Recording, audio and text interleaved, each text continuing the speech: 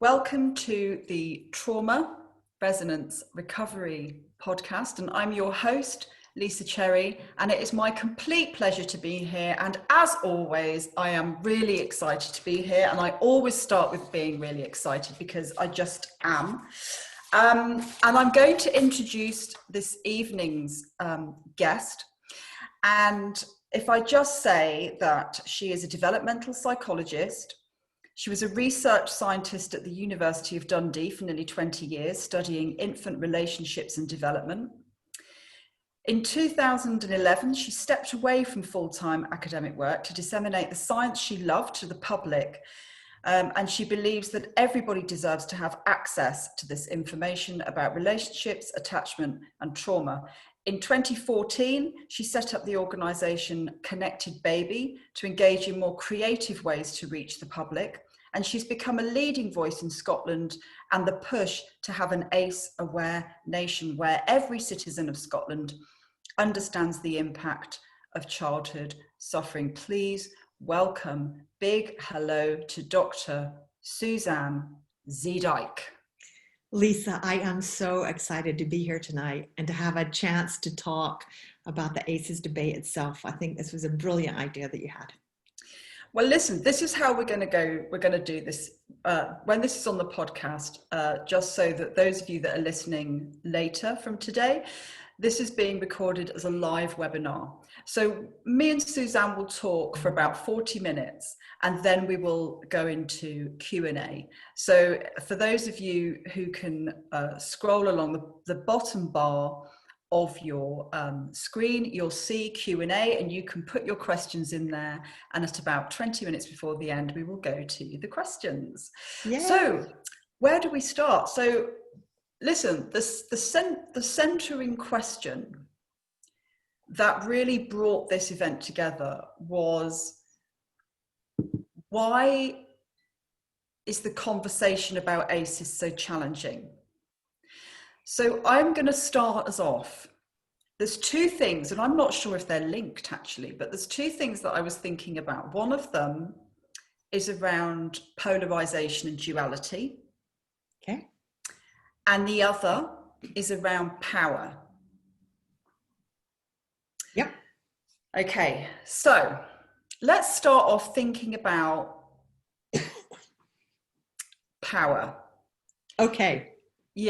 Yeah, let's start with power because I think it's not something I've seen particularly explored or talked about in the debate. And for those of you that perhaps aren't on Twitter, one of the things that is quite apparent in this discussion, and that will have led us here undoubtedly, is that sometimes the debate can get very polarized and oppositional, and we kind of want to explore and be curious about that this evening.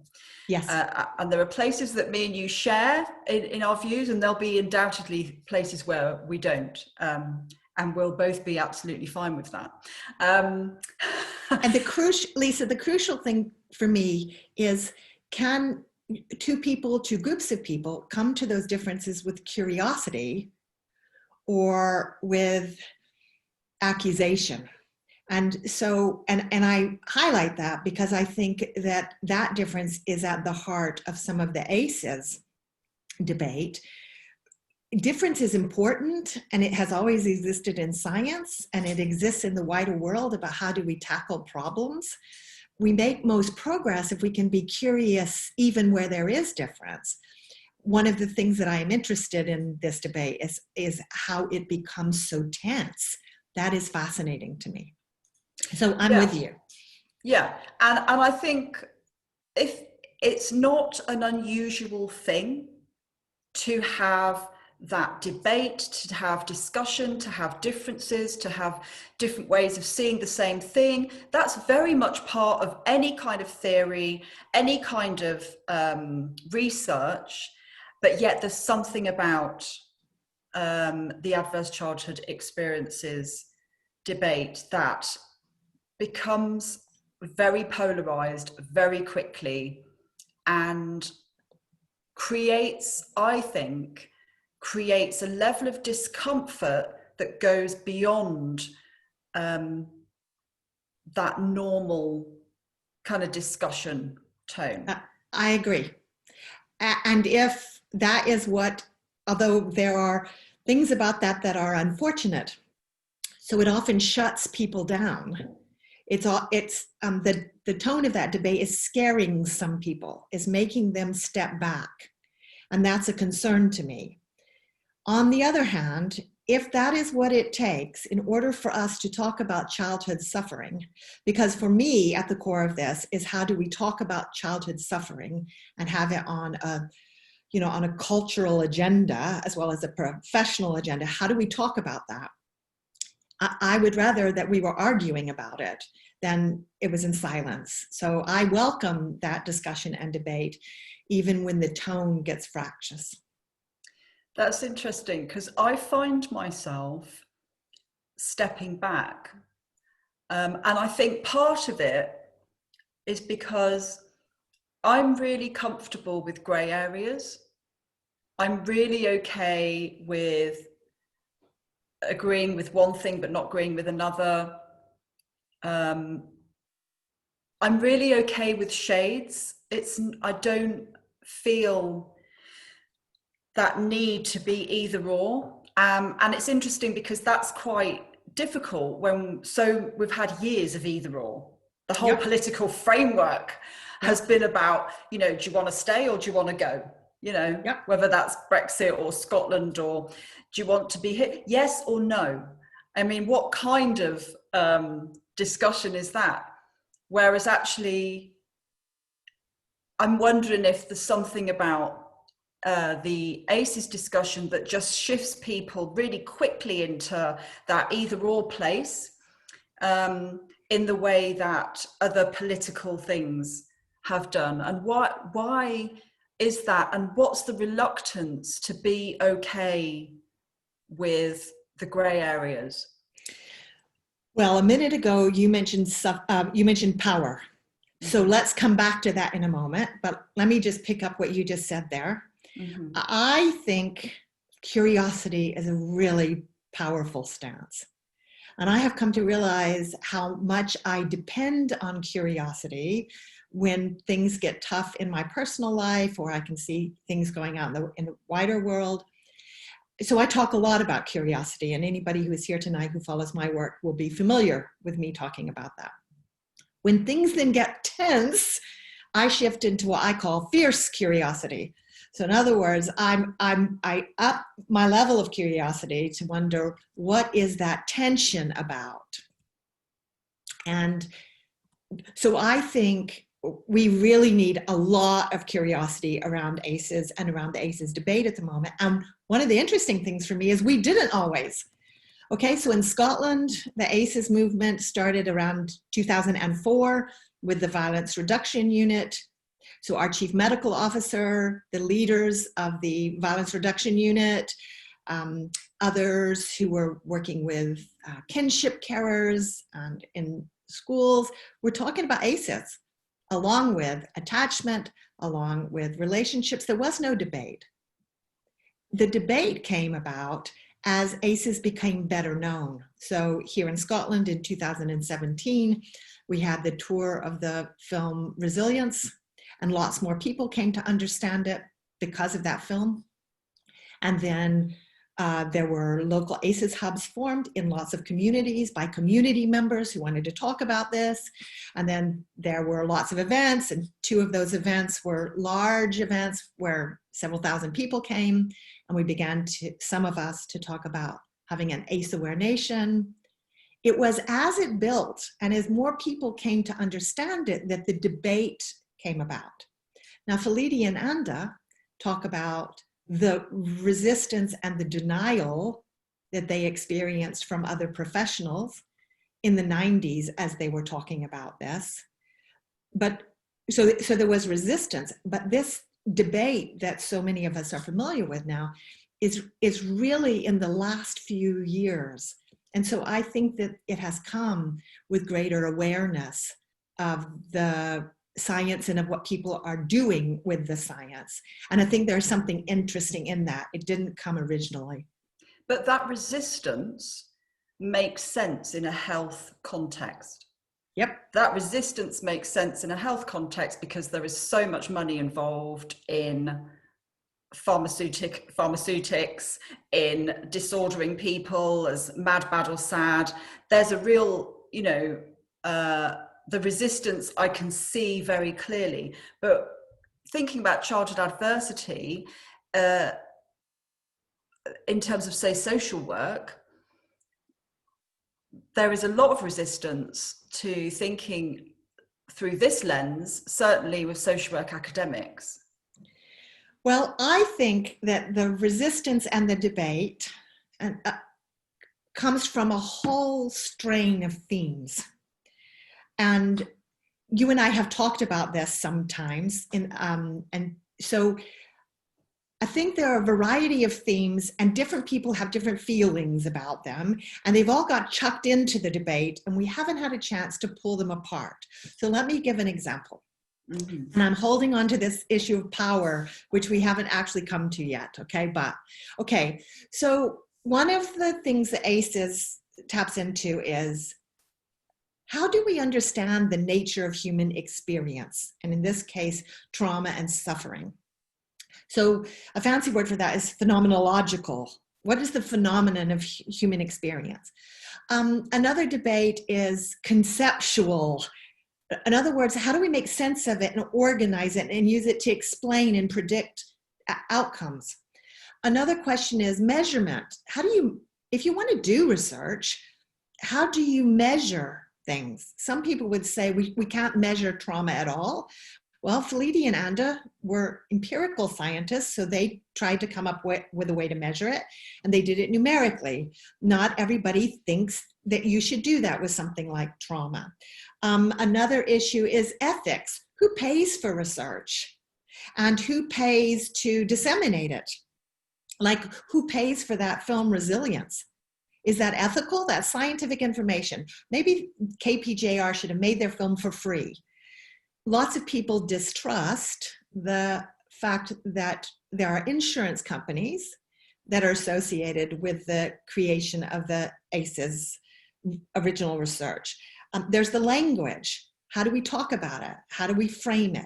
I think ACEs and attachment are very aligned. I think ACEs is kind of an extension of the attachment research from our 1930s. But that isn't often talked about. There's a big debate about are ACEs and trauma the same thing or not? There's some people who feel really strongly that a trauma-informed approach is different from an ACE-informed approach. So now we need to go back to the definitions of what is trauma and what is ACEs and what language do we use to talk about it. And there's also perspective difference. So do we talk about things from a first-person perspective, lived experience, or do we talk about them from a professional experience? And very often there's a bit of a hierarchy going on in professions for service users and the people who are delivering the services. And then there's an academic perspective. So there are some people who feel that the academic perspective in the ACEs debate is not sufficiently in tune with lived experience voices. And I could pick up others, but that's a good, that's a good set. I think there are different arguments going on and they've all got lumped in together. So now that we are having a debate, I think let's take time and space to pull some of those apart, but that would take curiosity. And within that, think about power issues. So since I'm determined to get us back to that great question you asked, when you have a discussion about, is ACEs about first person lived experience versus professionals, that's an issue of power. So many people, some of whom are here tonight, will say that ACEs needs to be fundamentally about the lived experience of trauma, and that needs to be a predominant voice in this debate. And some people feel like it has not taken, it's not gotten enough attention, enough light has not been shown on that.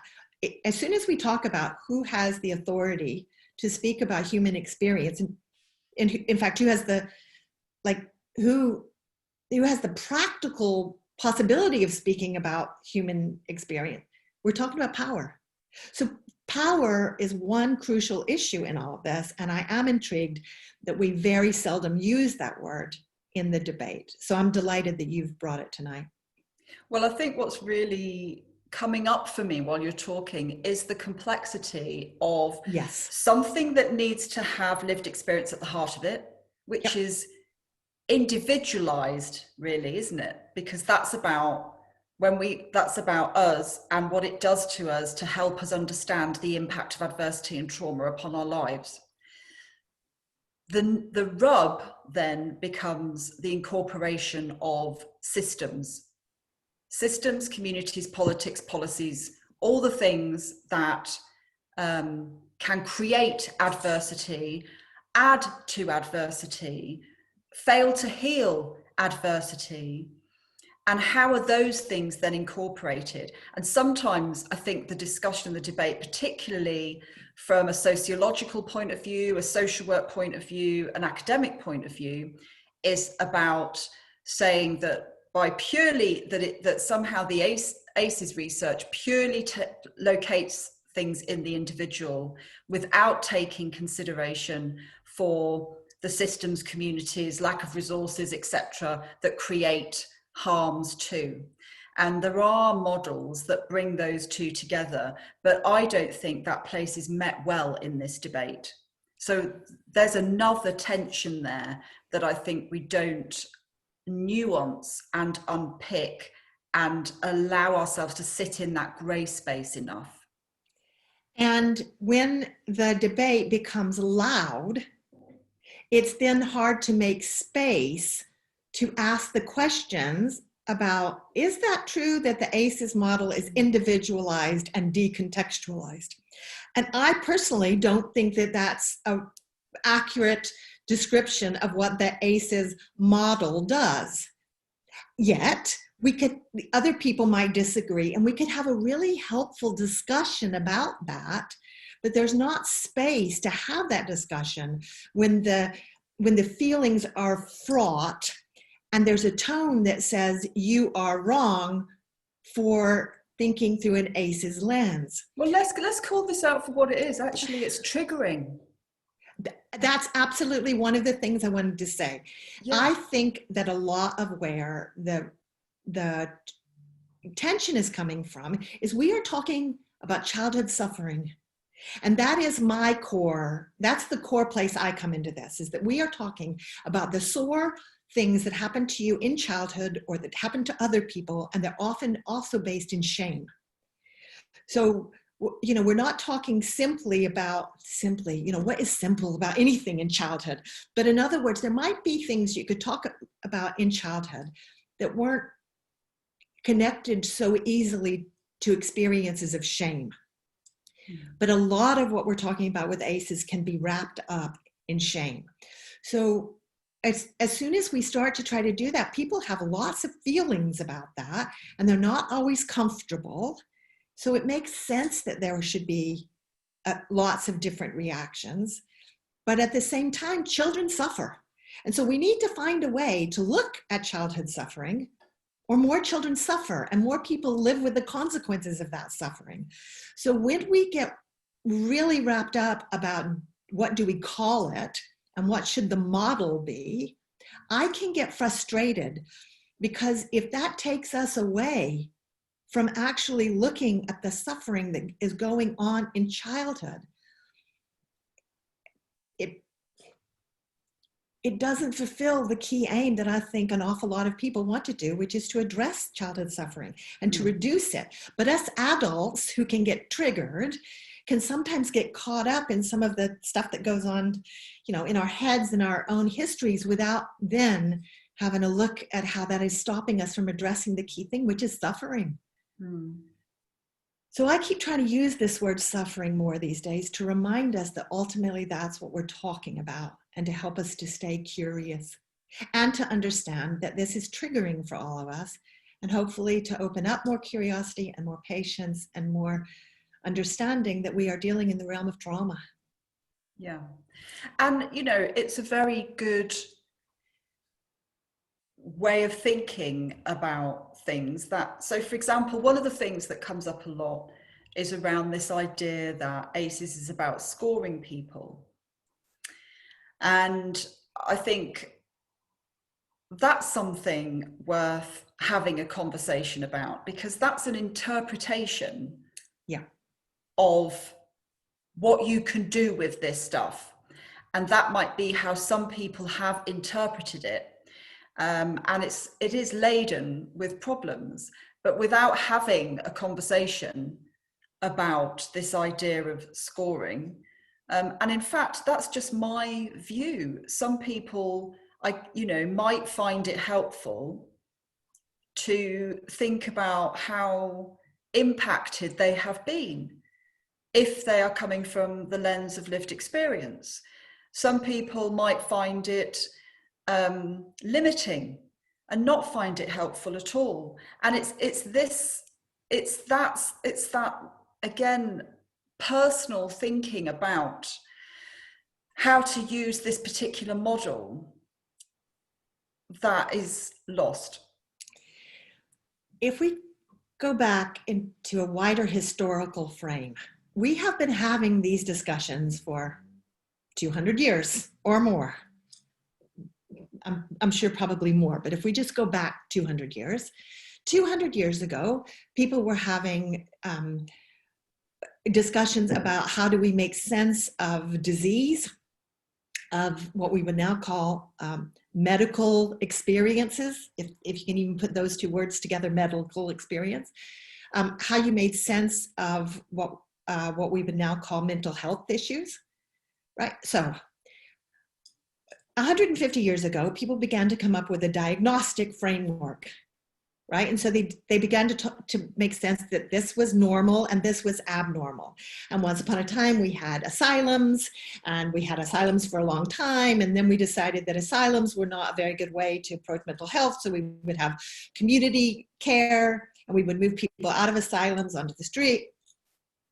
Okay, and then we came up with diagnoses like, I don't know, personality disorder and borderline personality disorder and depression, and I can name lots. And in fact, we observe mental health a lot. Okay, those are all the same questions. Those are all ways of making sense of human experience and human behavior.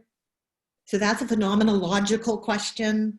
And then how do you explain it? Well, up till now, we've explained it as the diagnosis of abnormality. ACEs moves us to a really different place. ACEs says, actually, a lot of difficult experiences in adulthood are normal. That doesn't mean they're okay. It means that they are normal childhood human development. But it's what happens when you live with fear and stress and the inability to make sense of what's happening to you. So the idea that things that we used to think of as personality disorder, borderline personality disorder, as normal, when you come out of a childhood of abuse, trauma, fear, is a radical reframing of how we understand human experience. But I guess what I'm trying to say with all of that is that the fundamental question that ACEs is asking, how do you make sense of human experience, is a question that we've been asking, for several centuries now. One could disagree, but it's a legitimate question. I had a discussion this week on my interview series, Tigers and Teddies, with two individuals, and we were talking about ACEs. And it was interesting that one of them said that he views screening as a distraction, that although there are strong feelings about it and it's worth talking about, it's not the core issue in ACEs. For him, the core issue is understanding human development. And so for those who equate ACEs and screening, it becomes a really different view to say that it's a distraction. Now, if we get interested, that's one thing, but if we turn it into somebody's right and somebody's wrong, then we can't unpack that. And interestingly, that's what the conversation that's still going on in the chat is very much about that. So it really raises something for people. But if I could just say that for me, what ACEs is about understanding that physical health and mental health are not separate things. Yeah. So as somebody who went into recovery in 1990 and has only ever used holistic therapeutic interventions that are embodied, rather than the medical model, and then subsequently trained in holistic therapies, for me, ACEs there's nothing radical, there's nothing revolutionary, there's nothing incredible about that research to me at all. If the bodily systems are placed under stress over and over and over again, there will be an impact upon your physical health. You know, that is not rocket science. No, it's not. So that's my perspective when I got kind of interested in wanting to incorporate the ACEs study into my work, which was probably, I don't know, about 5 years ago or something, was from that perspective. It was from a holistic health perspective, which is, can we step away from the medical model of understanding our bodies and our physical health and understand the connection? Because when you go to a holistic therapist, you are asked a lot of questions that go all the way back, if you go to a proper holistic therapist, that go all the way back to your birth. You will be asked about what kind of birth do you think you had, what kind of, and if you haven't been adopted or you have access to that information, you know, you'll be asked about traumas that might have happened. Those conversations are very normal in the practice of healing and recovery in holistic therapies. In the medical model, they are not, which is why the resistance in health was huge, which is why we have these conversations. Well, why should we be asking all these questions? That's just intrusive, it's invasive. We shouldn't be asking these questions to people. Well, in holistic health, you wouldn't dream of not asking these questions to people because they're important, they're vital questions. So if I'm going to be a bit simplistic at the moment, because I'm watching what's happening in the chat and I'm listening to our conversation at the same time. So for those of you who are listening to this on the podcast, can I just remind you that what's happening is that we're having this webinar and Lisa and I are having a chat, and over here to the side of my screen is a chat bar with all of the people who are attending tonight. So that means we can have a big party with all of us talking all at once. So here's what's happening right now. Lisa and I are having a conversation about how the ACEs insights help us to think about the nature of human experience, and that childhoods who are stressful and scary change the way you develop. And in other words, it's an insight, it's an idea. And in the chat bar, there's a whole lot of people talking about scoring, right? Now, nobody is wrong, okay? So nobody is wrong here. There's something fascinating about the scoring aspect of ACEs that gets lots of people tense and arguing. And I think there is something really interesting in that. Okay, so people in the chat bar are saying things like, who's scoring? Should they be scoring? Where are they scoring? Are they doing it right scoring? They're scoring in schools? Where are they scoring in schools? I never heard them for scoring. I've never heard of scoring. Okay, so I'm trying to communicate with my voice something about this intersection that I see going on in the chat bar. So that makes me think, okay, the scoring aspect makes people anxious, and it makes people argumentative, and it makes people who think that we shouldn't do scoring go, you people who are scoring are bad. And it makes other people who are saying, I'm just trying to find a way to think about children's experience and to do that quickly. And other people are scoring, and I thought it was okay. And my manager said it was okay to score. And okay. So if I breathe out and try to bring some calmness to that debate. And in fact, if you can just feel the difference in the way I'm talking, that, you know, the whole debate gets into that kind of frenetic place. If we come back to calmness, this is not unusual either. A scientific discovery was made in 1998 when Filidi and Anda published that paper. Actually, you could say the discovery went back earlier, because I continue to think that it's an extension of many things we understood in attachment, but aces in attachment didn't get married up in the way they could. But in other words, it could go back before 1998. And it was an idea. Okay, so now we think, how do we put that idea into practice? What do you do with that idea? And one of the things that has been done is scoring by some people. And some people disagree with that. But it is a basic question. Once you have an insight about how something in the world works, what do you do with that? And I think we're just in the middle of rolling out what we do with that. There are some risks. You know, people learned how to build bridges. And so they built some bridges, and some of them have collapsed. They weren't built very well, and people died on them. And I say that because I'm here in Dundee. We had a big bridge that collapsed. They didn't build the bridge very well. I think what I'm trying to say is, how do we use this information well? And who has the power to decide that? And who has the power to do it badly? And it isn't surprising that we should be here. I actually think it's encouraging, because it means we are talking about how do we pay attention to childhood suffering. As long as we remember that is at the core of it, then we make some sort of progress for seeing suffering, which our culture is really good at ignoring. And can I say one more thing just before I can see you coming in there, Lisa, just to put it out there?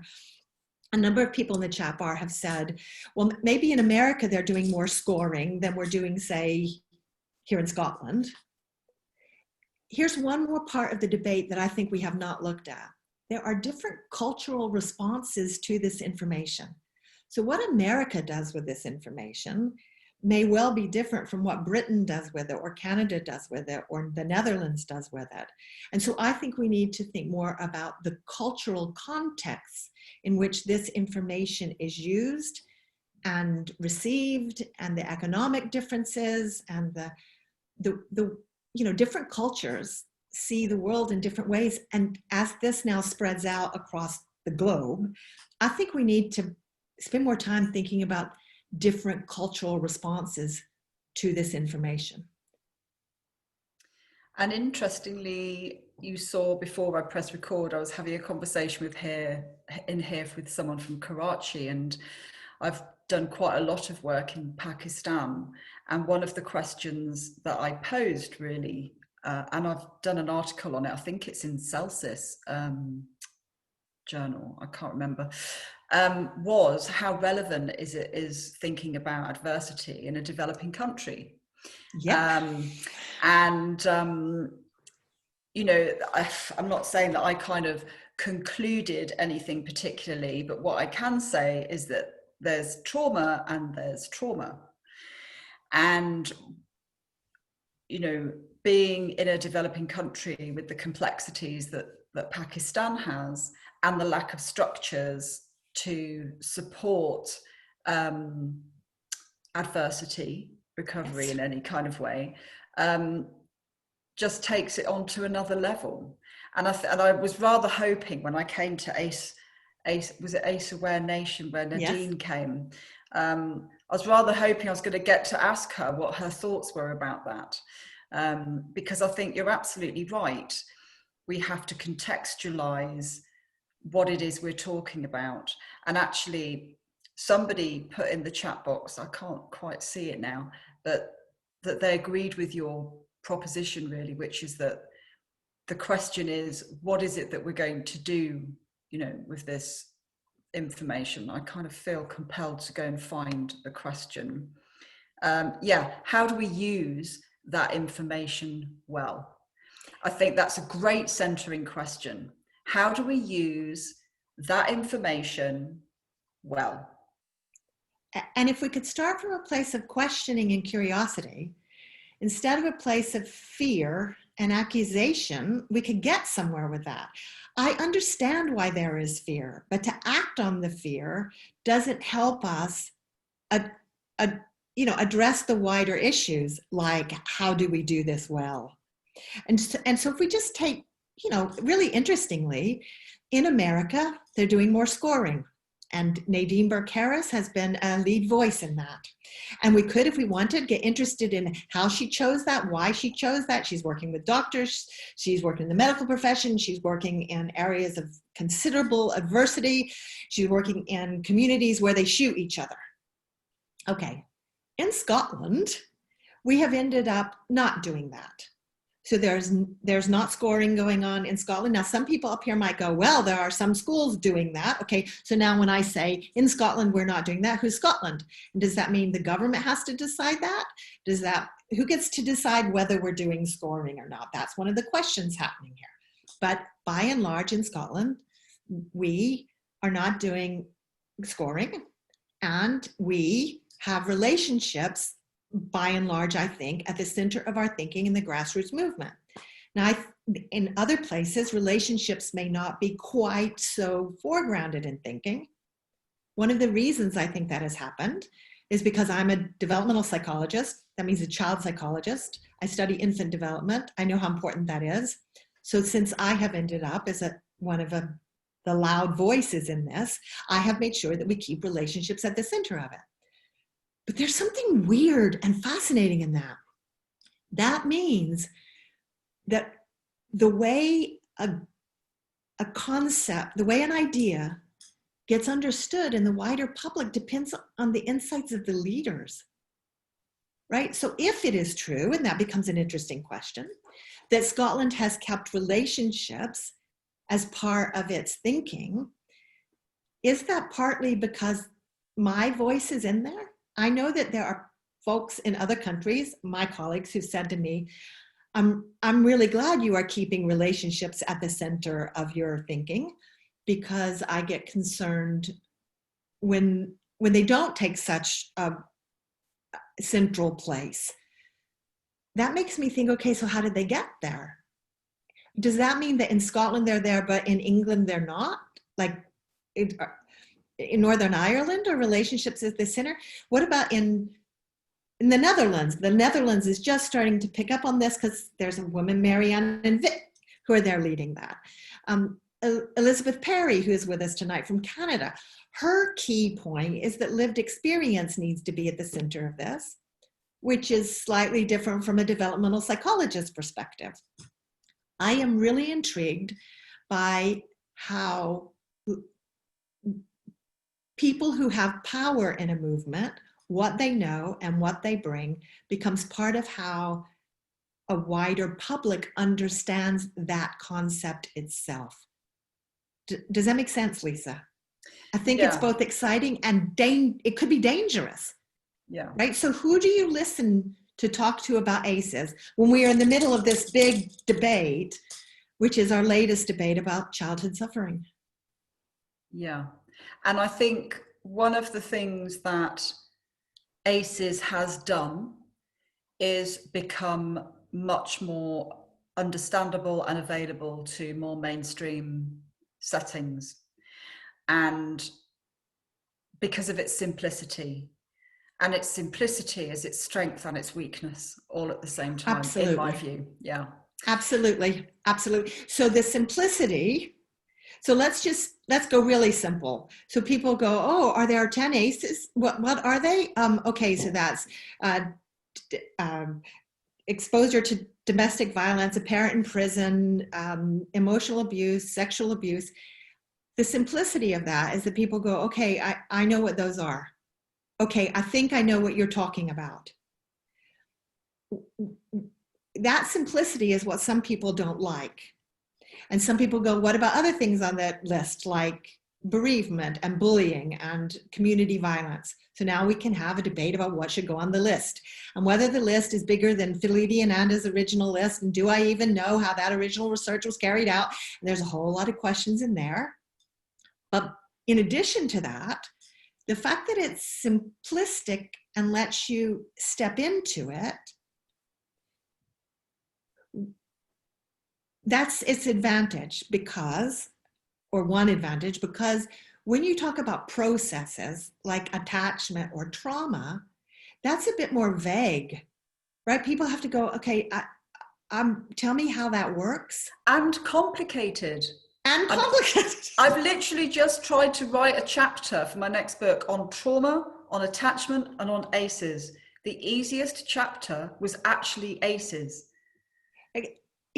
Trauma is a very, very complicated subject. So for the people who feel strongly that we should be talking about trauma and not ACEs, or we should be talking about trauma informed and not ACE aware,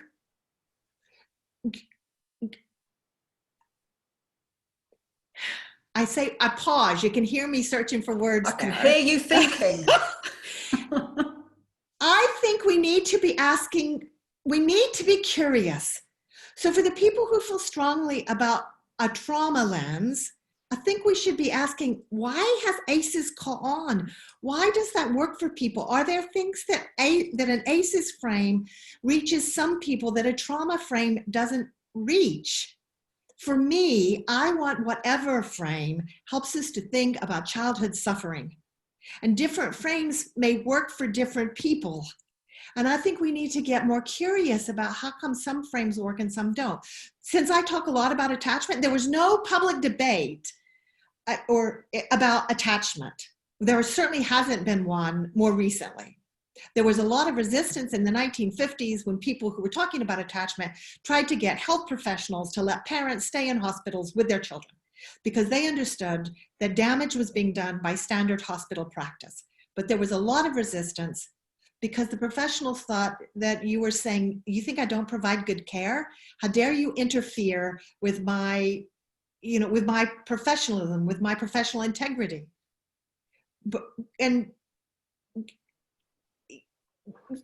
So I think if we have to have debates in order to get better care for children, okay, then let's have them. I would rather be doing that than sit with silence. The more every single one of us who are part of this can bring curiosity to this, even about the things that seem obvious to us and we don't understand why somebody else has a different view, the more curiosity we bring, the more we address childhood suffering and its consequences, which for me, this is what this is about. Suzanne, I'm going to take us into questions. Okay, do we? Okay, they're all really like long questions. And if anyone wants to put anything in the Q&A, please go for it. So this is Rosie Knowles. She's put, I think a lot of the disconnect and discomfort comes from people who are afraid that they are being labelled and judged as victims, or that their ACE score is somehow a doom prediction. Yes, I've heard that. The I am not my ACEs seems in part to be a pushback against the labelling in a negative way and how it makes people feel. They feel defined by their suffering rather than their overcoming, or how strong they were to survive it. How can we all work together to find a framework that is both designed to change systems, which is so needed for children in trauma, and bring about better outcomes for children, and also provide recognition and offer healing to adults who are feeling very conflicted? Before I hand over to you, Suzanne, I think you've pitched that exactly where I start when I go into a room and deliver training. Those are all the things I'm holding in my mind. So thank you for bringing that in. Suzanne, what's your thoughts on that? It makes me think about your very first point of power. So I'm not going to answer Rosie's question. I'm just going to shine a light on the problem. It makes me think of Toni Morrison and one of the favorite sentences that she wrote and all the wonderful things she's written that I never forget, which is, definitions belong to the definers, not the defined. That's an issue of power. And so if part of what we have going on is that people feel like they're being labeled and what they're by ACEs, and what they're saying is, I define me, you don't get to label me. I want to define myself not as victim, as having overcome suffering. That's an issue of power. Who gets to define who I am? And I think those are very important discussions. I mean, Toni Morrison was writing about slavery, and in the book that comes from. So in other words, that issue about who gets to define someone else's experience is not applicable only to ACEs. And I think that's really important and helpful to remember, that this issue of who gets to define, who has the power to talk about what is relevant in human experience, those debates are not about ACEs. ACEs steps into those debates, and they're one way to illustrate that. But that is not about ACEs itself. That's about human dimensions. That's about power. That's about hierarchy. And that's when you start to realize that that since ACEs is talking about the way that we treat each other, it steps into a much wider debate about how we want our societies organized and how we should be treating each other. Yeah. And just to throw in that people might want to explore stuff around adversarial growth, there's a big body of research around that that's worth looking at. John, so I've been wondering for a few years about whether ACEs and trauma are the same thing. What are your thoughts? For me, working with children in the care system in UK schools, attachment is thrown into the mix, and I focus on how adults can help children in school with any of this. I've also experienced these sufferings as a child, so it still hurts when I empathize. Oh, John, yeah, absolutely. And I had a fantastic podcast with somebody called Tracy Farrell, who I know will listen to this. She's in Australia, so she's probably asleep right now. But definitely have a listen. And she talks about when we connect, when we empathize from a place of our own suffering, it takes so much more from us. It's a beautiful podcast. Please take a listen. I'm happy to answer that, but Suzanne, you're the guest. I feel like I'm kind of getting repetitive tonight. For me, whatever helps us, both individually and as a culture or as a system, to recognize childhood trauma, I'm happy to adopt that lens. So for me, there's a practicality to this. We're not good at seeing childhood suffering. So therefore, if a trauma lens helps us to do that, yay. If an ACEs lens helps us to do that, yay. If different lenses work for different people, I'm happy to embrace that too. So when we pit it as either trauma or ACEs, sometimes I go, where is this sharp division? Where's this polarization, to use your word earlier, Lisa? Now, there may be some valuable reasons for pulling those apart and saying, here are advantages that one frame gives us over the others. Then let's take that apart and look at it.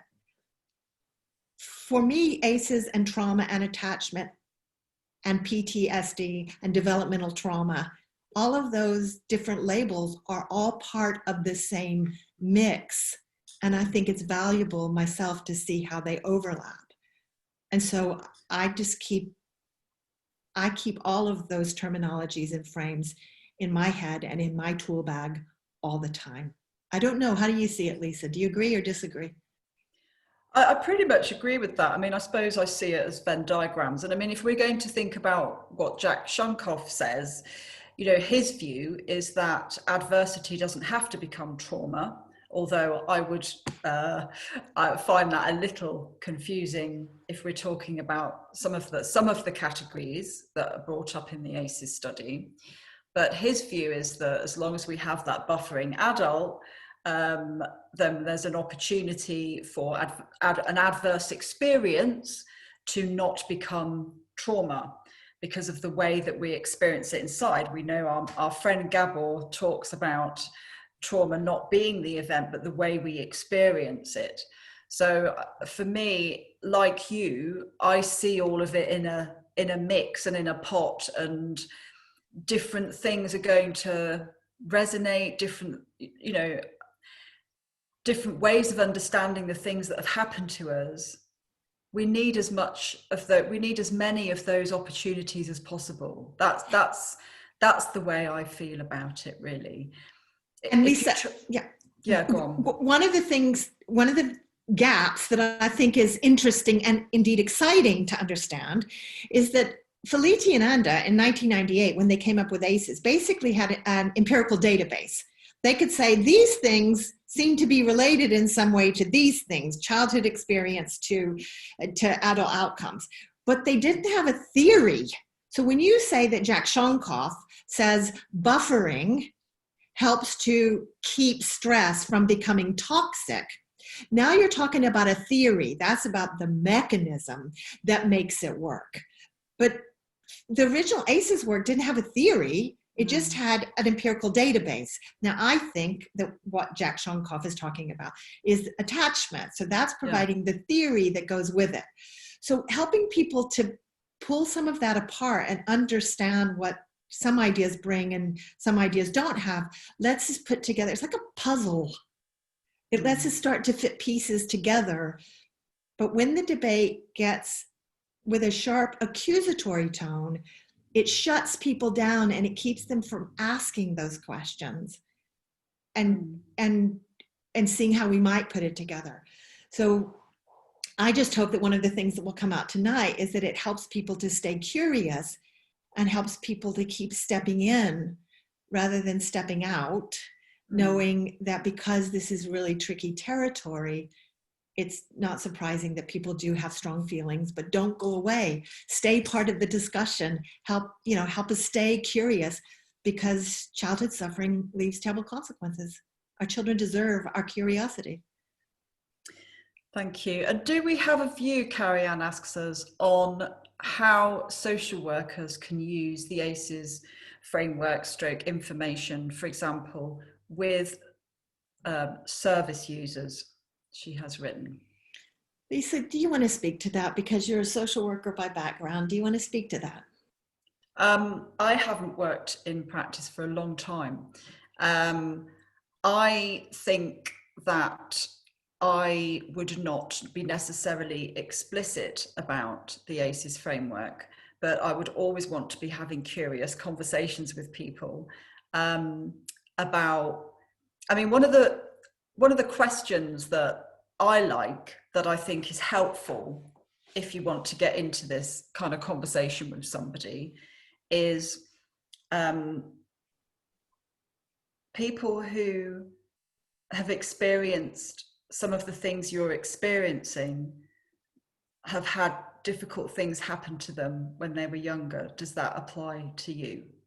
You know, in a way of opening up a conversation that means you can have a conversation about something that somebody can choose to have with you or choose not to have with you, but you're opening up that space. I think that should be part of practice anyway, isn't it? You know, and making some kind of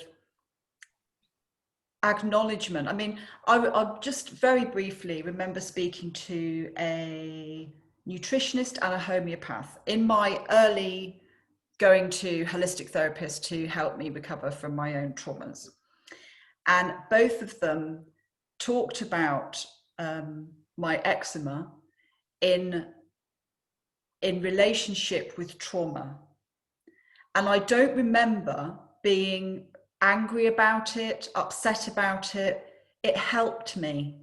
It helped me understand that there were things happening to my body because of things that had happened when I was younger. And I don't remember them being disrespectful about the people who hadn't had the resources, the tools, or the wherewithal to prevent those things happening to me. Mm-hmm. I don't remember the conversation being like that or feeling like that. There were no baddies, right? And that's one of the things I really like about thinking about adversity, thinking about trauma, is that it exercises a compassion muscle that means we don't have to have baddies. We have people who aren't resourced. We have people who did the best they could. We have people who also had experienced trauma and hadn't recovered from it. You know, we had a whole range of things that for me, and I'm only speaking for myself, it's not for everybody, we all have very different ways of making sense of ourselves. For me, that was really helpful. The notion that there are bad people doing bad things and they've done terrible things to me was a narrative and a story that I don't think would have helped me. And again, I'm just speaking for myself. And Lisa, if I can take that powerful story about eczema, okay? So I'm thinking about a friend of mine who also has eczema. And when we have talked about the possibility that that eczema could be related to childhood experiences, we very quickly come up against issues of shame. So this comes back to one of the earlier themes of this conversation. So for all that there might be a really helpful connection there. If getting close to it gets you to have to confront issues that you feel ashamed about because of the experiences you had as a child, meaning they were shameful at the time, then here's one of the problems. But this is the problems of confronting childhood trauma, is that although there's information there that could be helpful to you, the getting to it is so painful that you can easily shut it down because it's just too painful to look at. So would a different way in, would a different language help you to get there? That's kind of what I mean by my pragmatic approach to this. What helps us to resolve and prevent childhood suffering? And if we can stay curious to that, then we have a better chance of doing that rather than trying to talk about what's the right way and the wrong way, because different ways will work for different people. And we have confronted this before. So one other thing to pick up on what you said a minute ago, Lisa, about the social works. Attachment has been taught to social workers for quite a few decades now. And social workers have had to decide what will they put in court reports, and what will they put in adoption reports, and what will they put in reports where you're going to take a decision to perhaps remove a child from their parent. And a bit of language that has been really common is in social work reports to say that the child demonstrates poor attachment, or the parent demonstrates poor parenting. Okay, so that question about what language do I put into a report is not unlike what ACE's language might I use in a report. All language can be used in ways that are diagnostic, are judgmental, are not necessarily theoretically informed. So I often talk about the fact that the observation that there's no such thing as poor attachment. There's no such thing as poor attachment if you understand attachment. There are styles of attachment that create difficulty for a child. And yes, parenting contributes to that. But when we slipped into the language of poor attachment, that wasn't theoretically grounded, and it also became judgmental and became a way for making decisions that were not helpful, that in themselves were harmful. So what I'm trying to do is give an example of the way in which we have tackled this question about applying theoretical knowledge and language long before we got to ACEs. So many of the difficulties that we are experiencing around ACEs are not about the ACEs model or the ACEs application. They are about bigger problems that we have in the way we understand human experience, the ways that we set up societies, and the way that professional sectors function. And we would serve ourselves if we got more curious and aware of that. That part isn't about ACEs, even if ACEs is the latest illustration of that. I mean, we are at 8 o'clock and we haven't even, I don't even feel like we've commenced. I mean, there's so much coming up there that I want to get into around languages, around intergenerational transmission, trauma, whatever language you want to use, and also about the shame stuff that you talked about and what that feels like when you're starting to reflect upon your own parenting, what it's like to be a parent and think about your, you know, what have you brought with you into that parenting space. And as somebody who has done huge amounts of personal journey work and professional work, that is not a comfortable place, but it's a place I can go and hang out in. If you haven't done any of that stuff, that is a very, very difficult place to go and hang out in. I mean, we could do another hour. Lisa, we could so easily. Can I come in just right there and say, that is why I tell stories so often, okay? And I tell stories about people who have gone on a journey, parents who say, I didn't used to know this, and now I do know this, and here's the difference it's made. Teachers who say, I didn't used to know this, and now I realize that, yes, probably I might have harmed some children. Now I know, but to see people own up to the impact that they may have had on children, and to not tell that story with shame, but with self-forgiveness, is really powerful. It gives other people permission to not know and to get curious. And I think that's both personally and professionally. And I think we should tell more of those stories. And I'm doing my very best to share other people's stories because it helps other people step in. So if that is helpful to people listening, if you share stories of change and that journey, it's a way of helping people to step in without ascribing shoulds, and you need to do this, and you have to do this, and you're wrong if you don't do that. It helps people to step in with a place of curiosity and gentleness and compassion. So it's not, you know, societies for eons would have said that storytelling is a powerful way of helping to understand human experience, and perhaps our society is learning that again in new ways. Suzanne, thank you so much for coming onto the podcast. You've been amazing. I feel like we are going to have to so do this again. Wishing you an absolutely beautiful evening. Thank you. Thank you for having me, Lisa. It has been an absolute joy to talk about some really tricky stuff.